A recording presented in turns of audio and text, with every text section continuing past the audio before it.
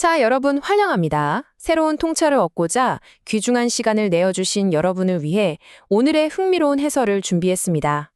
오늘은 단순히 지도상의 위치를 알아보는 것을 넘어서 눈에 보이는 물리적인 풍경이 어떻게 거대한 영적인 세계관으로 직결되는지 깊이 파헤쳐 볼 겁니다. 눈앞에 펼쳐진 땅의 모양과 위치가 어떻게 사람들을 가르치는 하나의 거대한 훈련 교실이 되는지 그 놀라운 은유의 세계로 지금 바로 들어가 보시죠. 자, 그럼 바로 출발해 볼까요? 오늘 우리는 영적 훈련의 땅이라는 개념을 시작으로 해안평야, 중앙산지, 요르단 지구대, 그리고 네게부 사막까지 서쪽에서 동쪽으로 쭉 횡단해 볼 겁니다. 그리고 마지막으로 하늘의 비에 의존하는 독특한 기후 특징까지 살펴볼게요. 첫 번째로 살펴볼 곳, 바로 영적 훈련의 땅입니다. 오늘 우리가 다룰 자료는 이 지역의 복잡한 지리를 개혁주의 청교도 관점이라는 아주 흥미로운 신학적 틀로 분석하고 있습니다.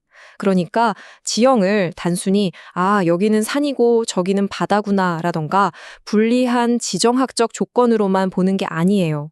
오히려 거칠고 척박한 자연환경 전체가 언약 백성을 훈련시키기 위해 아주 정교하게 설계된, 말하자면 거대한 교실이라고 보는 거죠. 지형 자체가 하나의 교재라는 뜻입니다. 우리 탐험의 로드맵은 이렇습니다. 지도를 서쪽 끝에서부터 동쪽으로 쭉 이동할 텐데요. 세로로 길게 뻗은 해안평야, 중앙산지, 요르단 지구대, 그리고 남쪽으로 쭉 내려가 네게부 사막까지 총 4개의 구역을 차례대로 밟아보겠습니다. 자, 우리의 첫 번째 목적지, 바로 해안평야입니다. 이곳은 지중해 연안을 따라서 북쪽 악고평야부터 저 아래 남쪽 가자지구까지 시원하게 뻗어 있습니다. 역사적으로는 성경의 단골로 등장하는 블레셋 사람들이 살았던 곳이기도 하죠. 지형이 아주 평탄하고 땅도 비옥해서 사실상 오늘날 이스라엘 인구의 대부분이 모여 사는 최고 핵심 지역이에요. 물리적으로만 놓고 보면 가장 살기 좋은 이른바 노른자위 땅인 셈입니다. 그런데 여기서 아주 재미있는 포인트가 나옵니다. 물리적인 풍요로움과 영적인 취약성이 완벽하게 대비된다는 거예요. 이 땅은 고대 강대국들을 잇는 핵심 무역로인 해변 길이 뻥 뚫려 있는 엄청나게 비옥한 곳입니다. 하지만 영적인 렌즈를 끼고 보면 완전히 다른 이야기가 펼쳐지죠. 살기 좋고 길이 잘 뚫려 있다는 건 무슨 뜻일까요? 맞습니다. 외세가 끊임없이 드나들며 온갖 세속적인 유혹을 가져오고 이집트나 아스르 같은 강대국들의 군사적 위협에 가장 먼저 지속적으로 노출될 수밖에 없었다는 뜻입니다. 겉보기엔 화려하지만 영적으로는 가장 아슬아슬한 장소였던 거죠. 자, 이제 해안가를 떠나서 세 번째 구역인 중앙산지로 가보겠습니다. 평탄한 해안가를 지나 내륙으로 쑥 들어오면요, 고도가 갑자기 확 높아집니다. 북쪽 갈릴리에서 중부 사마리아, 그리고 유대 산지로 이어지는 해발 500에서 1000m 높이의 험준한 산맥이죠. 마치 이 땅 전체를 지탱하는 거대한 척추뼈 같달까요? 단단한 석회암으로 되어 있어서 크고 작은 동굴들도 진짜 많습니다. 방금 전까지 봤던 평온한 해안가와는 완전히 딴판인 아주 거칠고 투박한 세상이 나타납니다. 그런데 참 신기하지 않나요? 예루살렘, 세켐, 헤브론, 우리가 너무나 잘 아는 성경 속 가장 핵심적인 도시들이 전부 이 거칠고 고립된 고산지대, 그 산등성 위에 턱하니 자리 잡고 있어요. 아니, 무역도 잘 되고 살기도 편한 저 비옥한 평야를 놔두고 왜 굳이 이 험준한 산지의 역사적 중심지들이 모여 있을까요? 자료에 따르면 그 해답은 바로 영적인 구별에 있습니다. 원문이 설명하는 개혁주의 관점에서는 하나님이 성소를 이 높고 고립된 곳에 두신 것이 아주 철저하게 의도된 배치라고 봅니다. 이방 민족들이 수시로 오가는 무역로에서 물리적으로 뚝 떨어져서 세속적인 영향을 싹 차단하는 거죠. 그리고 오직 신에게만 의지할 수밖에 없는 환경을 일부러 조성한 겁니다. 그러니까 이 척박한 산지는 단순한 산꼭대기가 아니라 세상을 내려다보며 스스로를 구별짓는 일종의 영적 고지였던 셈입니다. 다음은 네 번째 목적지, 아주 극적인 변화가 있는 요르단 지구대입니다. 이제 높은 산지에서 동쪽으로 고개를 돌리면 땅이 문자 그대로 푹 꺼진, 깎아지른 듯한 거대한 협곡이 나타납니다.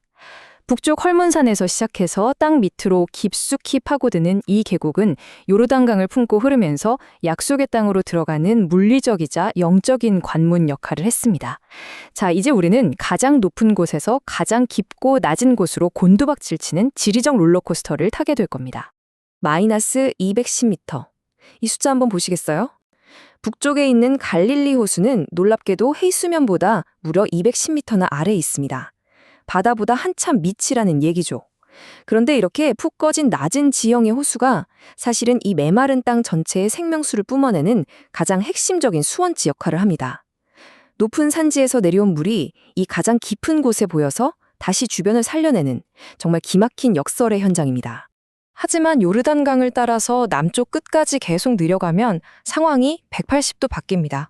마이너스 430m. 지구 표면에서 가장 낮은 곳, 바로 사해입니다. 생명을 뿜어내던 갈릴리와는 정반대예요. 물이 더 이상 빠져나갈 곳이 없어서 염도가 비정상적으로 높고 어떤 생물도 살 수 없는 말 그대로 죽음의 바다죠. 자료에서는 이 사해의 숨막히는 척박함이 소돔과 고모라를 향한 신의 준엄한 심판을 아주 시각적이고 강력하게 상기시켜주는 영적 무대라고 해석합니다. 여기서 정말 탁월하고 아름다운 신학적 은유가 등장합니다. 물리 법칙상 물이 중력을 따라 지구에서 가장 낮은 곳으로 흘러내려가듯 은혜라는 신성한 개념 역시 마음이 가장 낮고 겸손한 영적인 밑바닥으로 흘러내린다는 겁니다.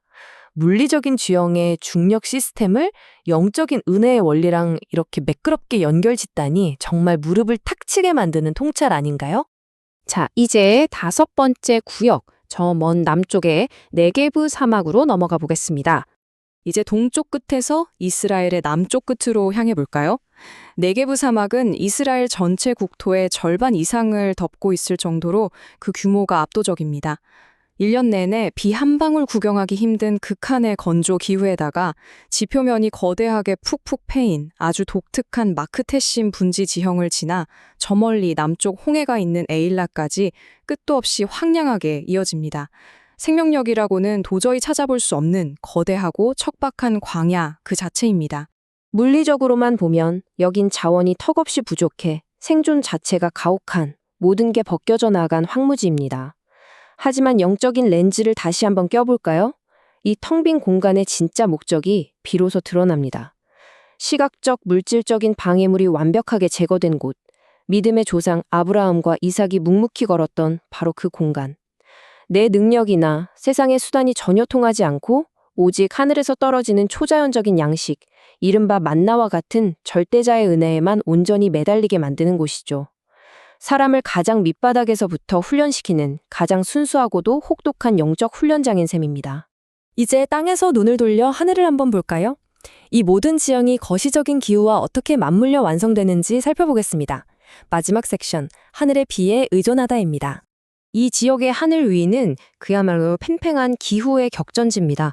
동쪽의 거대한 사막에서 뿜어내는 뜨겁고 메마른 바람과 서쪽 지중해에서 묵직하게 밀고 들어오는 습기찬 바람이 정면으로 쾅 하고 부딪히는 곳이거든요. 게다가 기껏 비가 내려도 문제예요. 앞서 살펴봤듯이 지형 자체가 험준한 산지인데다가 물이 쑥쑥 빠져버리는 석회암 지대라서 빗물을 가둬두거나 저장하기가 구조적으로 거의 불가능에 가깝습니다. 이웃나라 이집트와 비교해보면 이 기후적 대비가 훨씬 더 극명하게 다가옵니다. 이집트가 평탄하고 거대한 나일강을 끼고 인간의 기술과 노력만으로 예측 가능한 농사를 지었다면 이스라엘은 완전히 정반대였어요. 물을 저장할 수 없는 이 척박한 지형의 한계 때문에 생존하려면 오직 하늘이 정확한 타이밍에 쏟아주는 예측 불가능한 이른 비와 늦은 비에 목숨을 걸어야 했습니다. 그러니까 이 혹독한 환경은 결코 자연의 실수가 아니었던 거죠. 인간의 교만한 기술을 내려놓고 철저히 절대자만 바라보도록 아주 치밀하게 설계된 완벽한 신앙훈련 환경이었던 겁니다. 이 모든 지리적 분석을 한 문장으로 완벽하게 요약해주는 성경 구절이 있습니다. 내 하나님 여호와께서 돌보아 주시는 땅이라 연초부터 연말까지 내 하나님 여호와의 눈이 항상 그 위에 있느니라. 개혁주의 청교도 관점이 궁극적으로 말하고자 하는 바가 딱 떨어지지 않나요? 가파른 사문맥, 죽음의 짬바다, 메마른 사막, 예측할 수 없는 비. 이 모든 거친 환경은 징벌이나 불운이 아니라 절대자가 자기 백성에게서 한시도 눈을 떼지 않고 끊임없이 소통하기 위해 마련한 아주 특별하고 섬세한 영적 무대라는 의미입니다. 자, 지형을 영적인 렌즈로 들여다본 오늘의 해설은 여기까지입니다. 이스라엘의 복잡한 지리를 단순한 지도가 아니라 거대한 훈련장으로 통찰해낸 이 자료의 관점, 여러분은 어떻게 들으셨나요? 마지막으로 여러분께 도발적인 질문을 하나 던지면서 마무리하고 싶습니다. 거친 사막과 험준한 산지가 이들의 영적 세계관을 철저히 빚어낸 것처럼 지금 이 순간 여러분을 둘러싸고 있는 물리적인 풍경과 환경은 여러분의 생각과 삶의 방식을 어떻게 만들어가고 있습니까? 여러분의 환경이 지금 여러분에게 어떤 묵직한 가르침을 주고 있는지 한 번쯤 깊이 고민해 보시길 바라며 저는 여기서 인사드리겠습니다. 함께 해주셔서 감사합니다.